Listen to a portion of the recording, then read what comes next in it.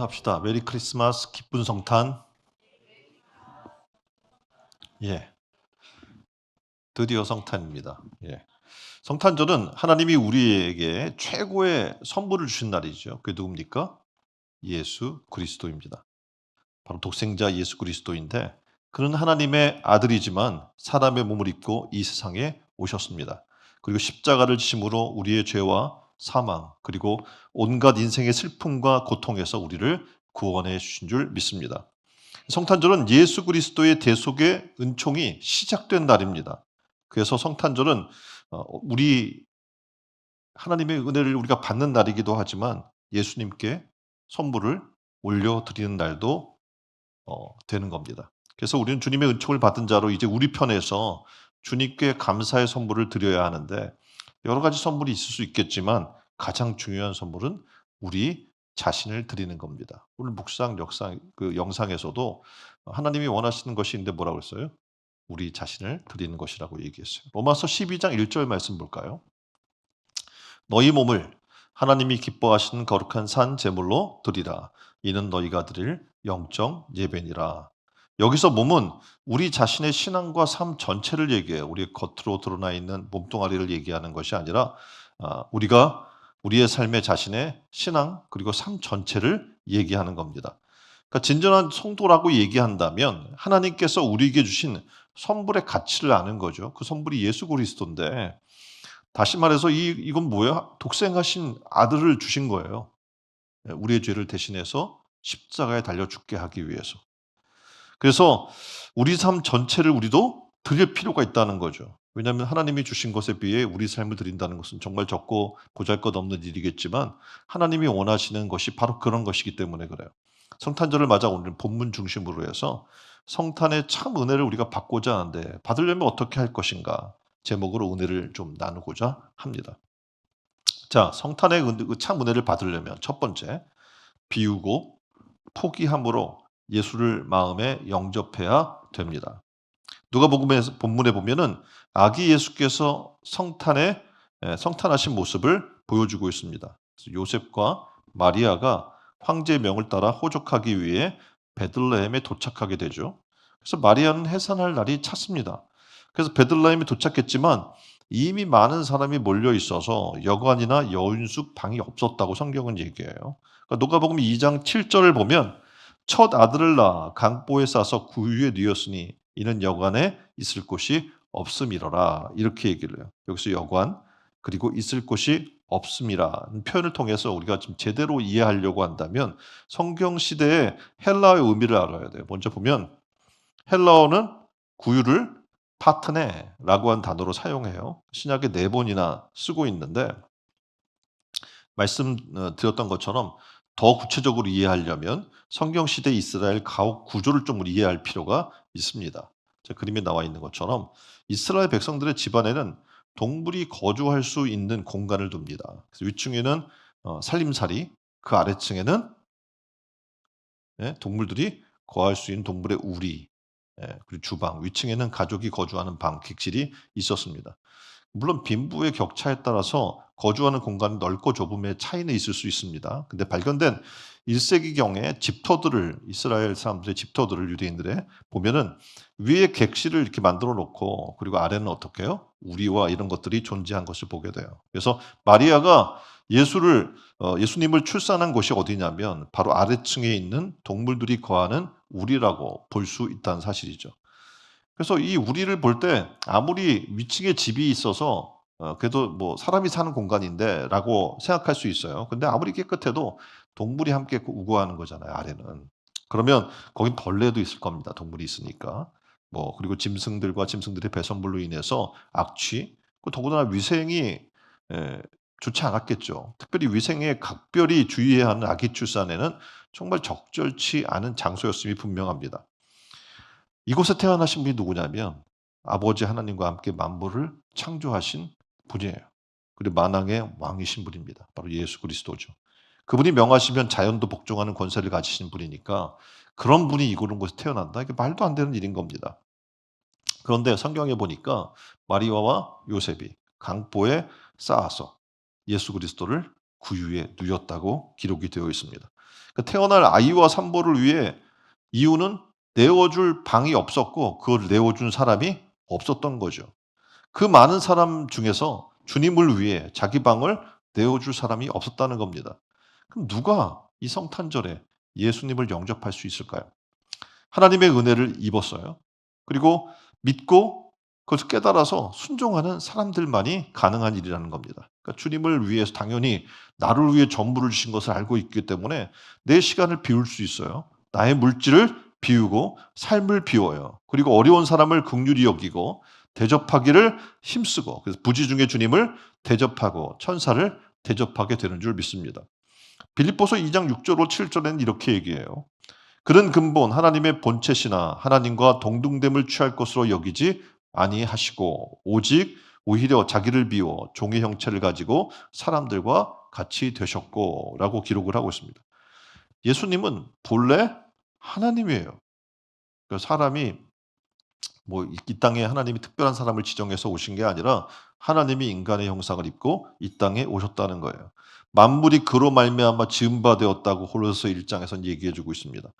그런데 그가 하나님과 동등됨을 취할 것을 포기한 거예요. 그리고 육신을 입고 오신 예수는 여전히 하나님이에요. 그럼에도 불구하고. 그런데 그 영광과 존귀를 포기하고 유보했다라고 기록을 하고 있습니다. 그러니까 비우고 포기한다? 이건 쉽지 않은 일인 겁니다. 한때 편안한 노후 생활을 하기 위해서 사람들이 10억 정도는 있어야 돼라고 사람들이 생각을 했어요. 그래서 지금 책 제목이 나와 있잖아요. 나의 꿈 10억 만들기라는 제목의 책이 열풍을 일으킨 적이 있습니다. 그러니까 평범한 사람들이 10억 만든다? 쉬워요, 어려워요? 예? 죽어라고 벌어서 안 쓰고 벌어서 모아도 쉽지 않은 거예요. 10억을 만든다는 게. 그런데 10억을 모았어요. 가진다고 한들 내 노후가 보장된다는 보장이 있어요, 없어요? 요즘 시대 같은 경우에는 우리나라 돈이 거의 뭐 가치가 점점 떨어지잖아요. 그쵸? 달러에 비해서도 엄청나요. 그러니까 달러가 100을 기준으로 한다면 지금 세계적인 기준에 의하면 100 보다도 못한데 우리나라는 더 못한 거죠.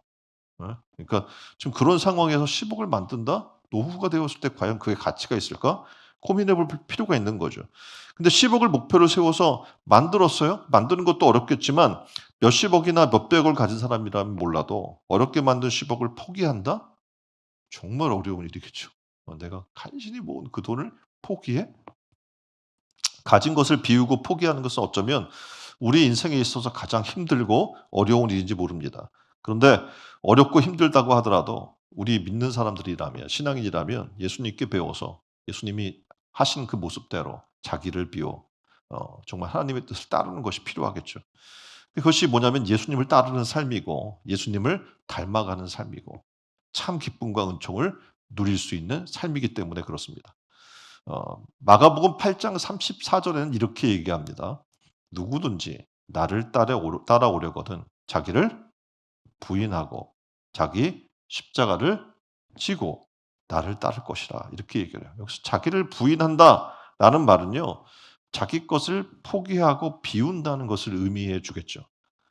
그래서 어떻게 보면 우리의 삶은 장고가 없는 삶을 살아야 돼요. 그렇죠. 우리 교회는 잔고가 없어요. 빚이 있어요, 우리요. 예. 잔고 없는 삶을 살아가고 있습니다. 이 말을 들으면 생각할 거예요. '그렇지 않아도 얼마 되지 않은 잔고인데 잔고 없이 살라고?' 덜컥 마음이 내려앉게 될 거예요, 이 얘기만 들어도. 그리고 주님께 드렸던 우리 과거의 헌신과 봉사도 잊어버리라고 얘기를 해요. 쉽지 않거든요. 지금 뭐 장로님이나 어떤 직분을 이렇게 올라가 있으면 그전에 수고가 많았다는 얘기예요, 그분들은. 그렇죠. 과거에 수고와 헌신과 봉사가 있었다는 얘기죠. 그런데 성경은 뭐라고 얘기하냐면 주님께 드렸던 과거에 나의 헌신, 봉사는 잊어야 한다는 거예요. 2025년도 한 해 동안 내가 하나님 앞에 교회와 또 하나님 앞에 수고했던 것들이 있어요. 헌신했던 것들이 있어요. 뭘 하라는 거예요? 잊어버리라는 거예요. 왜냐하면 그걸 가지고 가다 보면 앞으로 지금 2026년도에 수고 헌신이 있겠어요, 없겠어요? 없어요. 왜냐하면 내가 이만큼 했는데 말이지 그것만 가지고 살기 때문에 그래요. 그래서 생각해 보세요. 내 과거의 헌신이 우리를 그리고 우리 자녀를 구원할 수 있을까요? 없어요. 바로 오늘 나의 헌신이 필요하고 나의 봉사가 필요하기 때문에 그렇습니다. 왜냐하면 우리가 살아나가는 하루하루는 과거에 의해 살아나가는 게 아니에요. 우리가 살아나가는 하루하루는 하나님의 은혜로 살아나가는 겁니다. 은혜를 주셔야 내가 오늘 하루를 또 살아갈 수 있기 때문에 그래요. 하나님의 은혜가 없으면 오늘도 없고 내일도 없기 때문에 그렇습니다. 그래서 신앙은 바로 여기서 시작됩니다. 하나님의 은혜. 은혜를 깨닫고 그 은혜를 갈구하고 그 은혜 가운데 살아나가는 삶. 나를 비우면 하나님의 은혜로 거기가 채워져요. 그래서 내일에 더 강력한, 내일에 더 파워풀한 그런 신앙의 삶을 살도록 하나님이 채워주는 거예요. 은혜로. 과거에 그걸로 내가 하게 되면 계속 그냥 어떻게 해요? 근근히 살아갈 수밖에 없어요. 나의 삶이. 근데 나를 비우면 하나님이 어떻게 해요? 이전보다도 더 강력한 힘을, 은혜를, 삶을 풍성하게 채워주는 줄 믿습니다. 그러게 어떻게 해요? 더 커지는 거예요. 믿음의 사람의 삶은. 어제 내가 감당했던 것보다 더 큰 일을 감당할 수 있는 사람이 되는 거예요. 그러려면 어떻게 됩니까? 비워야 돼요. 그리고 하나님의 은혜로 채워야 할 줄 믿습니다. 그리고 그 받은 은혜를 가지고 또 주님을 영화롭게 하고 이웃에게 또 은혜로 부어 나가는 거예요. 그럼 또 비워지겠죠? 그럼 하나님이 더 큰 은혜로 채워 줄 줄 믿습니다. 매 순간을 우리가 하나님의 자녀로 살아가기 힘들 수 있어요. 그런데 주일에 나와서 우리가 예배를 드려요. 그러면 내 삶이 나의 삶이 아니구나 다시 깨닫게 되는 거예요. 왜냐하면 세상에 살다 보면 수많은 사람과 치이고 경쟁하다 보면 내 것을 지키고 내 것을 정말 이걸 하기 위해서 굉장히 막 치열해지고 어떻게 보면 독이 올라 있어요. 근데 하나님 앞에 딱 서게 되면 아 이것이 나의 것이에요? 나의 것이 아니고 나의 삶의 주인은 하나님이구나 라는 것을 예배를 통해 하나님을 경배함을 통해 만나게 되는 거죠. 아 내 삶이 나의 것이 아니구나. 내 삶의 주인은 하나님이시구나. 깨닫게 돼요.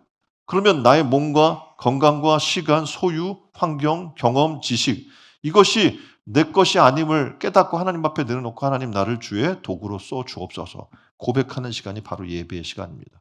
그래서 예배는 우리가 영적 삶을 살아나기 위해 강력한 어떻게 보면 은혜의 시간인 거예요.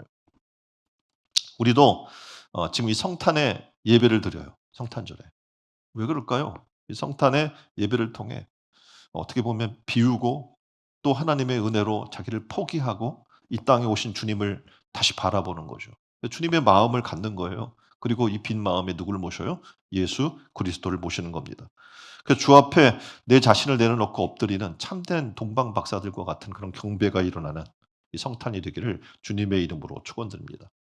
자, 참된 성탄의 은혜를 받으려면 두 번째 낮아져야 돼요. 그리고 겸손히 남을 사랑으로 섬길 수 있어야 되는 줄 믿습니다. 자, 빌립보서 2장 7절은 이렇게 얘기해요.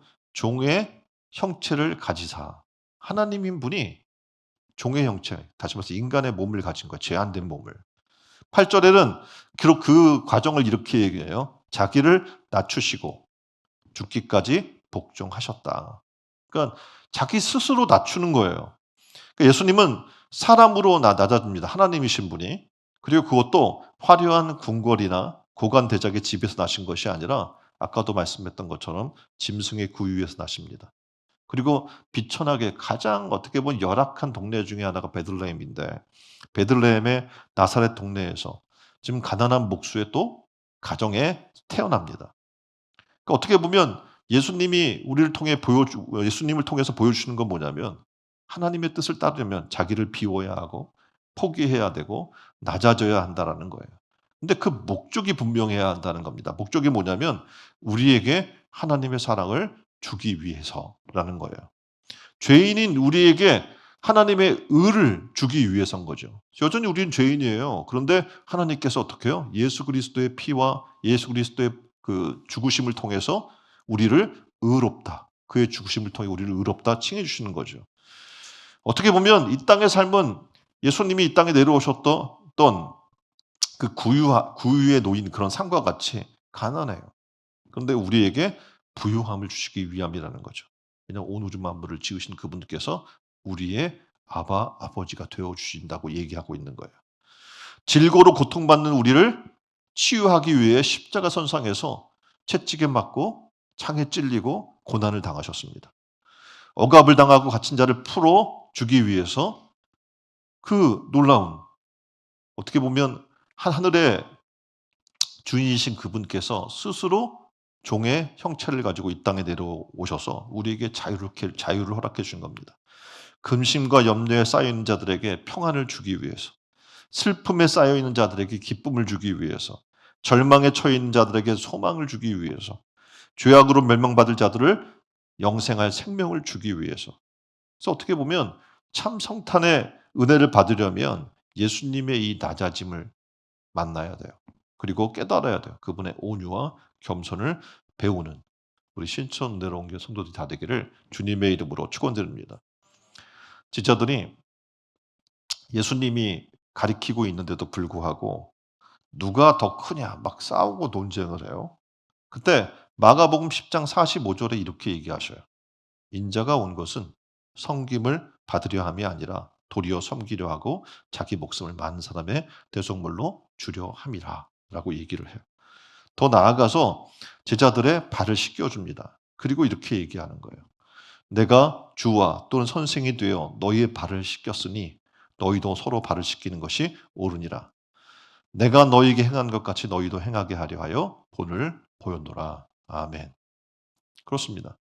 예수님의 겸손이 과연 뭘까? 이 겸손이란 말을 라틴어로 이야기한다면 휴밀리타스라는 말로 사용이 돼요.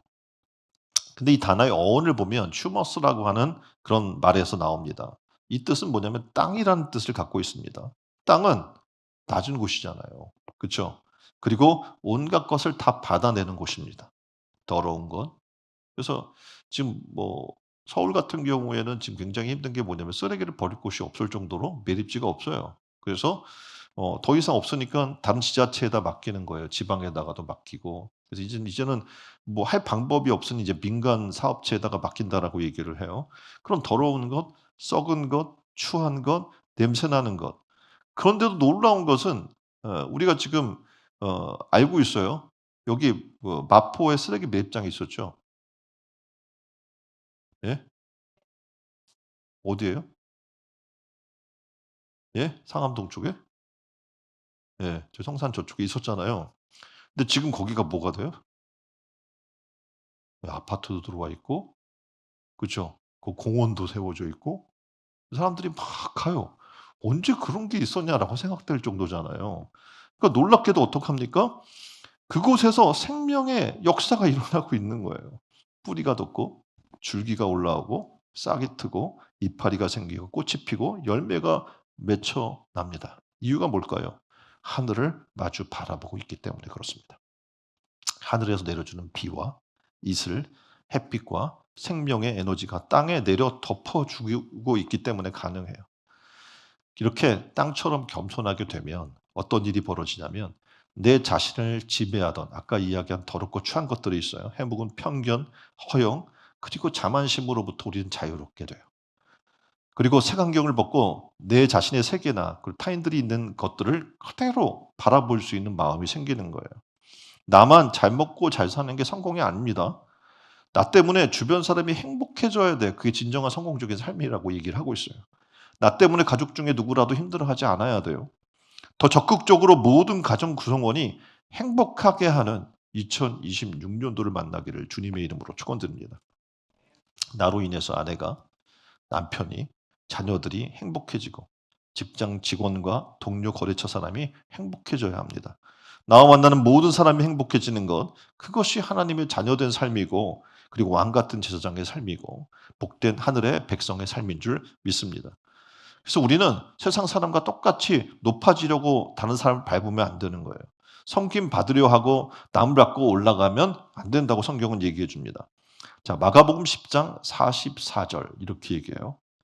너희 중에 누구든지 으뜸이 되고자 하는 자는 모든 사람의 종이 되어야 하리라. 아멘.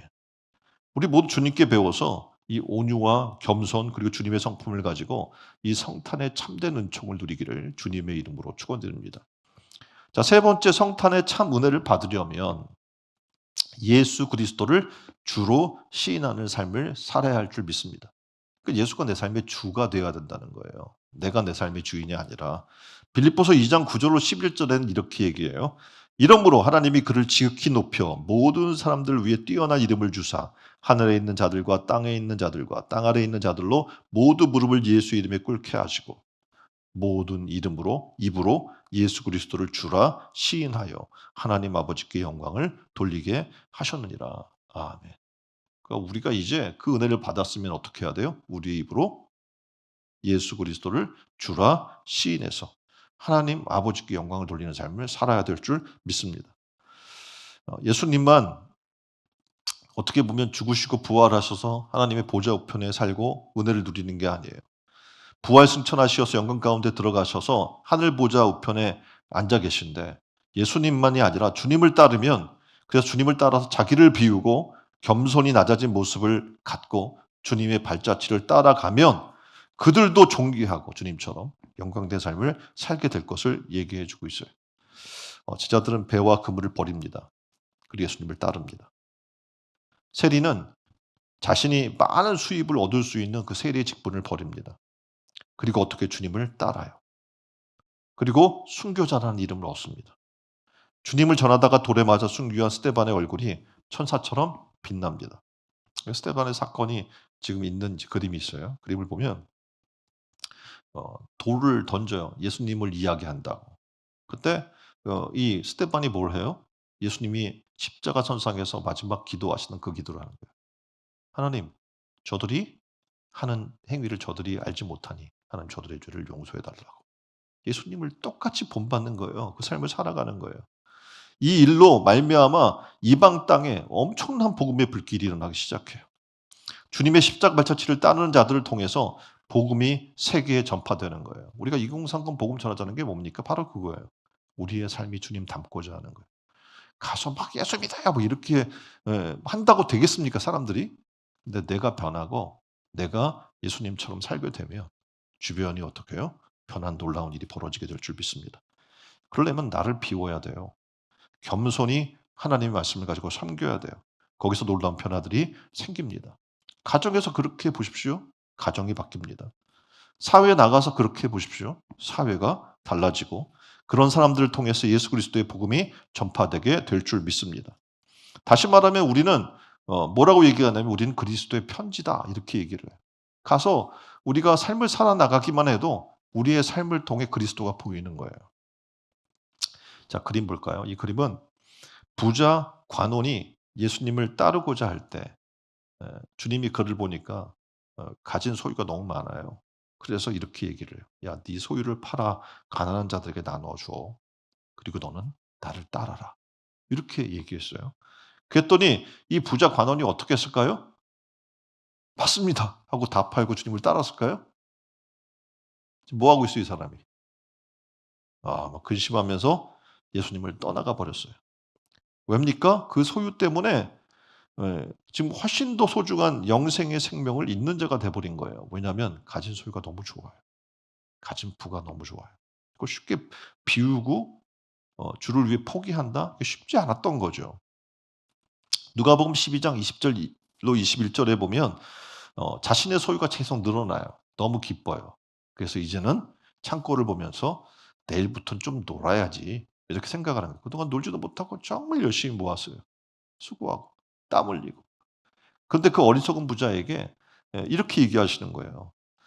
"야, 오늘 밤 내 영혼을 불러간다면 그게 아무 쓸모가 없는 것일 텐데 그 재물을 쌓아두고 하나님께 대해서는 도리어 부요치 않았던." 그를 책망하십니다. 오늘 우리의 삶을 돌아볼 필요가 있다는 거예요. 지금 나는 무엇을 위해 살고 있지? 우리는 분명히 천국 백성이라고 얘기하고 지금 독생자 예수 그리스도 이 땅에 보내주셔서 나를 구원해 준 목적이 있는데 우리는 그 목적을 잃고 살고 있지 않은가? 왜냐하면 나의 존재를 잃어버리는 거예요. 내가 얼마나 어 귀중한 존재인지. 하나님의 아들 독생자 예수 그리스도 피값으로 산 존재가 되었는데 그렇지 않고 썩고 없어져 버린 저런 그런 존재와 같이 살아나가는 우리의 삶의 모습이 있다는 거죠. 미국의 한 여행가가 여행을 하다가 한 농장을 방문했는데 닭장 속에 거대하고 시커먼 독수리가 함께 있는 거예요. 좀 보세요. 독수리가 닭들하고 뭐 하고 있어요? 모이를 먹고 있는 거예요. 이해가 되세요? 이해가 안 되는 거예요. 그 좁은 닭장에 구겨져서 독수리가 닭과 함께 모이를 먹는 것을 보면서 너무 안타까워서 이 여행가는 농장 주인에게 말을 했어요. "이 독수리를 잠깐 데리고 내가 여행 좀 다녀와도 되겠습니까?" 허락을 받고 독수리와 여행을 시작을 합니다. 그래서 나와서 이 독수리에게 물어봤어요. "야, 너 왜 닭장에 있었어?" 그랬더니 독수리가 의아한 듯 고개를 흔들면서 얘기하는 거예요. 당신 뭔가 잘못 알고 있는데 나는 독수리가 아니고 내 친구들은 다 닭이고 난 닭이거든." 이러는 거예요. 예? 그래서 여행가는 다시 화가 나서 말했어요. "야, 넌 닭이 아니고 독수리라고." 얘기했더니 또 독수리는 얘기합니다. "나는 닭이란데도."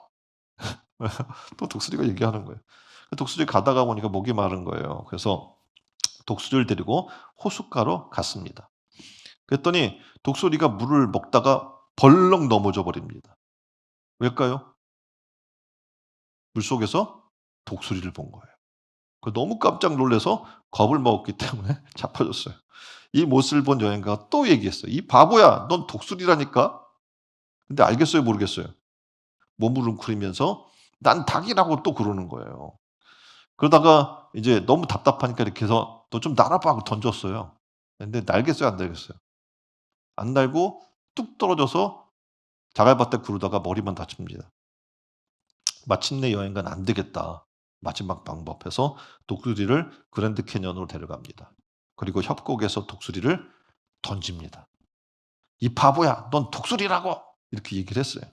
독수리가 계속 "난 아니야. 닭이야." 이러는데 너무 놀란 거야. 왜냐하면 그 높은 협곡에 떨어지고 있잖아요. 그러니까는 "난 이렇게 얘기하기 틈도 없이 그냥 떨어지기 시작했어요. 너무 놀라니까 어떻게 날개를 폈어요. 예? 날개를 폈어요. 그랬더니 협곡의 거센 바람이 날개털 사이로 스며듭니다. 자기도 모르게 그 날개가 어떻게 펴져 있으니까 날아가고 있는 거야. 예? 날아가고 있는 거예요. 자기도 모르게 하늘을 날아 올라가게 됩니다. 그리고 깨닫게 됩니다. '아, 난 독수리였구나.' 우리는 하나님의 자녀로 그리스도인에게는 세상의 소유와 권력과 비교할 수 없는 하늘의 기업이 있습니다. 하늘에 소망이 있고 하늘에 상급이 있는 존재예요. 근데 이 땅에 살다 보니까 내가 지금 이 에, 닭장에 갇힌 이 독수리처럼 그냥 우리가 닭과 같은 삶, 날지 못하는 삶을 사는 존재라고 깨닫는 거예요. 근데 예수 그리스도 안에는 온갖 하늘의 보화가 감춰져 있습니다. 근데 놀랍게도 신앙생활을 한다고 교회 다니고 그러면서도 깨닫는 사람이 매우 드물다고 얘기를 하고 있는 거예요. 마치 닭장 속 독수리 이야기의 주인공 독수리처럼 말이죠. 스스로를 틀에 가둬요. 세상의 틀에, 그리고 이성의 틀에, 과학의 사고에 그 틀에 가두는 거예요. 우리가 이렇게 수고해서 돈을 벌고 그 돈 가지고 뭐 할 수 있고 내가 몇 년을 살 수 있고 몇 년 후에 이제 우리가 은퇴가 보통은 이제 어 요즘은 뭐 환갑이면 은퇴하는데 점점 더 은퇴가 지금 짧아지고 있잖아요. 그러면 100 세인데 40 년을 더 살아야 되는데 그러려면 40년 노후를 준비해야 되고 수많은 걸 머릿속에 계산하고 살아나가는 거예요. 우리는 영혼을 살 존재인데 그걸 몰라요. 그리고 초라한 닭이라고 여기고 살았던 독수리처럼 그렇게 살아나가는 거예요. 독수리가 던져져요. 어디로요? 그랜드 캐니언의 그 높은 협곡으로 던져지는 거예요. 방법이 없어요. 닭으로 살면 죽는 거예요. 그죠? 그러니까 그때 날개를 펴고 생각을 바꾸게 되는 거죠. 자, 정리합니다. 성탄의 참 은혜를 받으려면 첫 번째 어떻게 해야 돼요? 나를 비워야 돼요. 포기해야 돼요. 그리고 예수님을 내 마음에 영접해야 될 줄 믿습니다. 두 번째, 낮아져야 돼요. 그 겸손히 남을 주님처럼 남을 섬기는 사랑의 삶을 살아야 될 줄 믿습니다. 자, 세 번째, 예수 그리스도를 주로 시인하는 삶을 살아야 한다고 얘기를 하고 있습니다. 자, 오늘 말씀을 들었어요. 말씀을 깨닫기를 바랍니다. 그리고 마음을 비워야 돼요. 그런 사람들을 보면 손해 보는 것 같아. 그렇죠? 사랑으로 남을 섬기고 희생하고 이런 사람은 참 손해 보는 것 같아요. 그렇습니까? 맞아요. 손해 보는 거예요. 예수님도 이 땅에 어떻게 보면 하늘의 영광 버리고 이 땅에 오시는 거잖아요. 어떻게 계산하면 손해 보는 거예요. 그 '왜 그런 짓을 해?' 이렇게 생각이 들 수가 있는 거예요. 그런데 성경은 그 길을 뭐라고 이야기하냐면 십자가의 길이라고 얘기하고 있는 거예요. 그 길을 갈 때 거기서부터 문제가 발생하는 게 아니라 나의 모든 문제가 해결되기 시작해요.